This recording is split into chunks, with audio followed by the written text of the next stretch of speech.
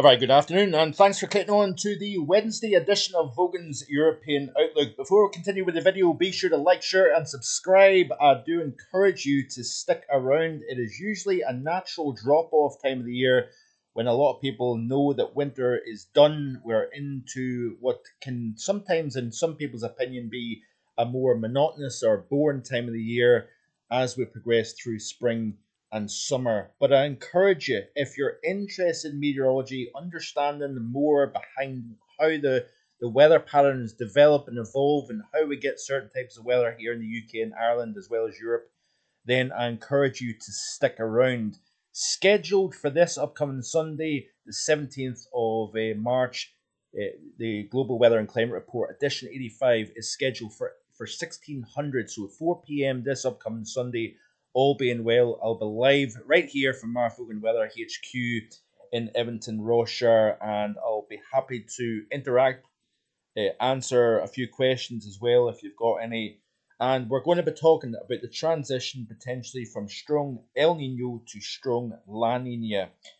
And in today's video, I want to actually look a little bit more detail with regards to the type of weather pattern that we've had really from the middle point of summer last year right the way through till now.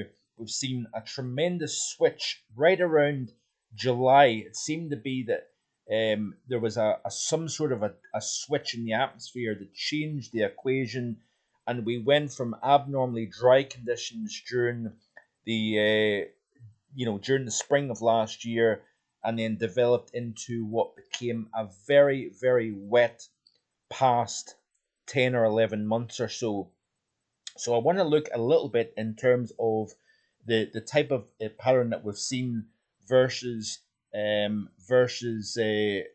what potentially we could see developing as we go forward. Now I do think that we're leaning on the warmer than average as we go through the rest of spring and on into the summer months. I think given what we've seen, the type of warming that we've seen in recent years, the level of warmth within the Atlantic, it would be very difficult and probably quite foolish to say that we've got anything other than warmer than average. The question I ask is precipitation distribution. Where are we going as we move towards the middle and second half of spring and also into the summer, especially with the potential developments of a La Nina? We could go into strong La Nina territory as we move into the autumn and winter next year. What implications is that going to have? Well, I'm going to look at that in the coming weeks and months to come as well. So all the more reason to stick around here on Marfogan Weather on YouTube, because we're going to even look, believe it or not, at the building blocks, the seedlings to what the potential winter idea could be for next year. So this is actually an interesting one. So this is the October through November 16th 500 millibar geopotential height anomaly chart. So this is looking right over the pole, and you can see the core of deepest negative anywhere in the northern hemisphere existed from off the east coast of Canada and Newfoundland, across the British Isles and Ireland, and right the way across the heart of Northern Europe. Now, good friend Richard Trott, a frequent contributor to Gav's Weather Vids, sent me this literally just minutes ago. This is the 500 millibar for the December through February period. And you can see a couple of interesting shifts between the autumn and the winter. Now, we obviously have to take into consideration that we have a natural shift as the atmosphere changes, the polar vortex becomes stronger, and the dynamics and the overall playing field shifts around as we progress from autumn into winter. So there's, you take that into consideration. But what a wet spring we had last year versus what we had wet autumn, versus the spring, and we had a super wet pattern between really from August through September, October, and November, and then that carried its way into the winter months. This is the rainfall for the month of October, and it was eastern Scotland's wettest October on record. But you notice here that we've got drier than average across the southwest of Scotland here, western parts of Scotland, wettest conditions across eastern Scotland and into the bulk of England and Wales. What a very wet pattern we have seen.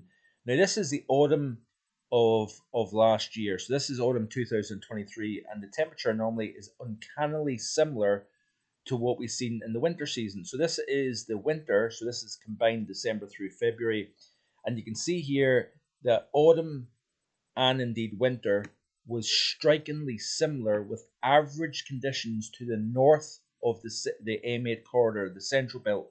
We had an average autumn and an average winter, which I think is very, very interesting to take into consideration. Now, this is the rainfall for the winter overall, and it is similar to what the October rainfall was. So this is looking back to October, if I can get back to the right chart. This is October, I believe, and this is the winter overall in terms of rainfall. Now, this is a tweet here by Dave Throp. I think that's how you pronounce it. And he goes on to say in a tweet that was published yesterday, it's been the wettest year and 18 months across England since records began in 1871. But it hasn't been uniform, and he goes on to say that. You can see here that we've got a lot of the rivers and reservoirs running at very high levels here. Remember, even right the way through the autumn and early portions of winter last year, we didn't have as much rainfall across the southwestern portions of England, but we've really caught up in the last couple of months, in particular in terms of rainfall. And I think that's rather interesting to see how the rainfall has become very significant right the way through the course of the winter months. So February was a deluge. It was exceptionally wet across England. In fact, it was the fourth wettest February since 1871, with 225% of average rainfall. The Fenland area of East Anglia saw 350% of normal rainfall. Let me know in the comments section below, what part of the UK are you in, and have you seen a significant wet autumn and winter combined? My personal opinion is a lot of it is to do with the transition from La Nina to El Nino back last spring, and then the El Nino influence combined with the record warm Atlantic has made for a significant impact and provided really significant amounts of rainfall across particularly central and southern UK. Further north, it has in fact actually been drier than average. And I'm just trying to find the tweet here that shows that. Here it is here. And you can see it's actually very difficult to see, unfortunately. I apologize for that. But up in Skye, we have, here's a response to that tweet. The Old Mill Supper says that just back from the Isle of Skye, and it's relatively bone dry up there. Waterfalls are 25% of what I've seen before. Footpaths dry, moors walkable in March rather than quagmires. The world is strange right now. And yeah, I can vouch for that. We have seen near average rainfall actually up here in the Easter Ross area of northern Scotland. But we've had a very dry March, and yet it's been a very wet March across more southern areas of the UK, and this fits quite well with what we've seen through the month of February, and combining that with winter overall.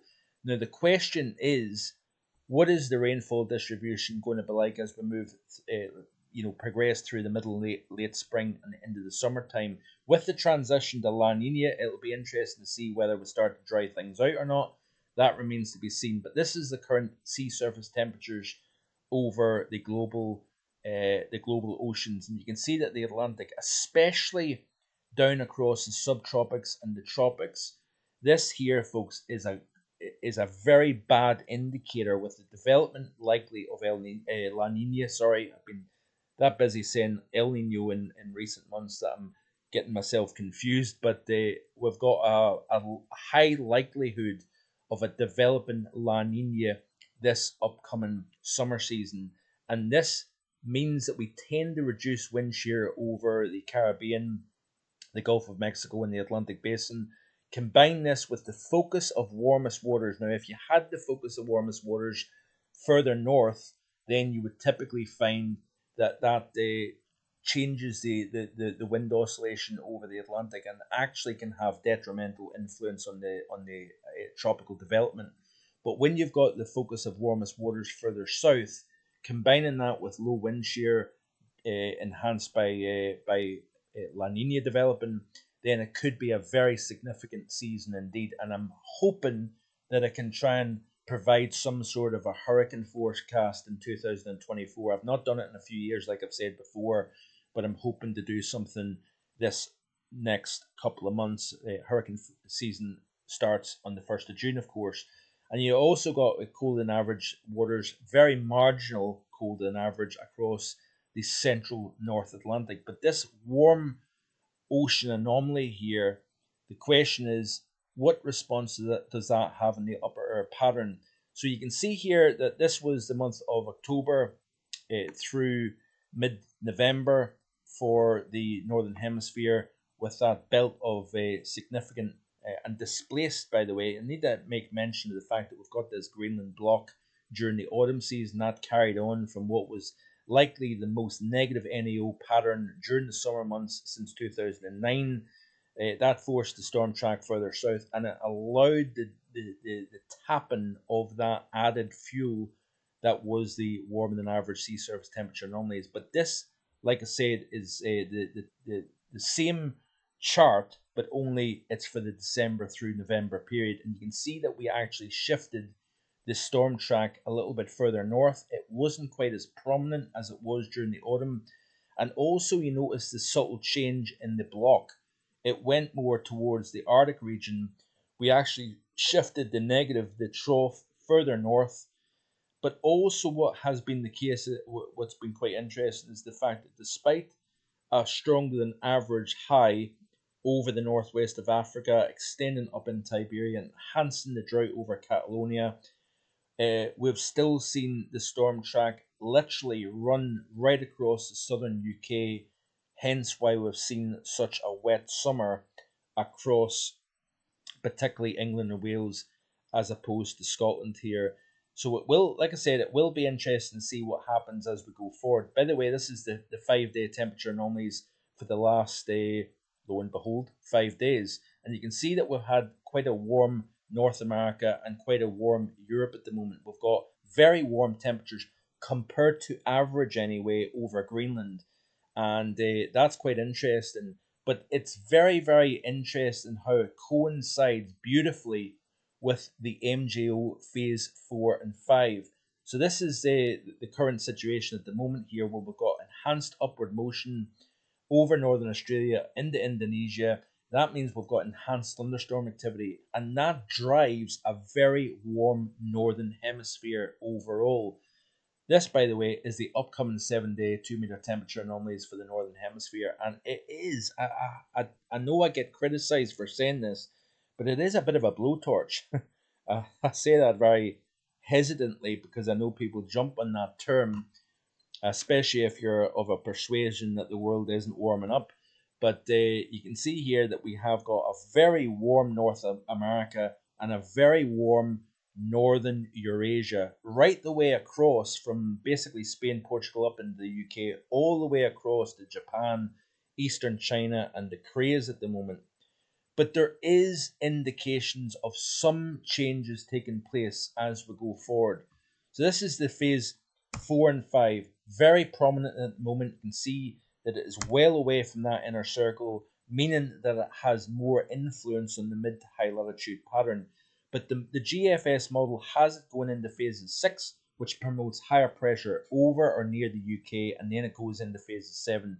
Notice here it does start to go towards the null phase, which means we'll have less influence. But combine this with what's going on in the stratosphere at the moment, and that's quite important. We are seeing, this is a tweet here by Christian, watch out for surprises. The GFS 06, this is yesterday's tweet by the way, finally sees the tropospheric conditioning with zonal inversion up to 1,000 hectopascals or millibars.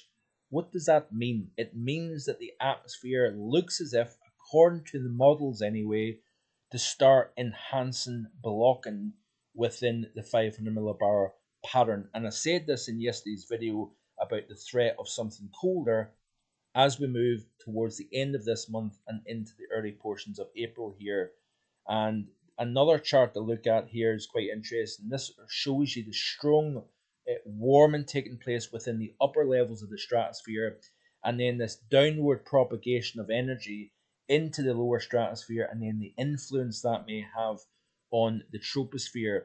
So if we look back at the CFS, let's actually go to the GFS ensemble here. Now, hopefully the model isn't updating. It probably is, so we might have to look at slightly older version. But we'll look at Europe here and the temperature anomaly chart here. Let's go back to the 6Z run this morning. So we've got very, very warm upcoming week, possibly even the upcoming 10 days. But notice here that we have a trend, this average. So actually it showed below average yesterday. It's showing average conditions at the moment. Now, I'm not saying that this is a guarantee, but I think the combination of the strat warming and the MJO potentially rotating into phases 6 and particularly so into phases 7 would promote more blocking to develop. Now, if you've got the strong blocking over the top within the lower stratosphere, that tends to raise the heights. As the stratosphere expands, it contracts the troposphere, forcing heights to rise, and it tends to have an influence on raising the heights over the North Atlantic and Greenland here. Upcoming week or so here, this is the rainfall anomaly chart here, and it is actually firmly wetter than average. It's actually focused especially across North Wales, Northern England, and indeed southern and central Scotland here. Drier than average, actually average across the southeast, drier than average across the far north. As we play through this loop, you can see here that we start to dry things out towards month's end, and that would indicate a more blocky type of weather pattern. We'll look in more detail at April and indeed May in the next couple of days as well, and it will possibly have a look at that in the live stream this upcoming Sunday as well. So yeah, there's always something going on. There's always something interesting to look at as well. So like I've already said, like, share, and subscribe, and I'll see you hopefully tomorrow with more. Bye for now.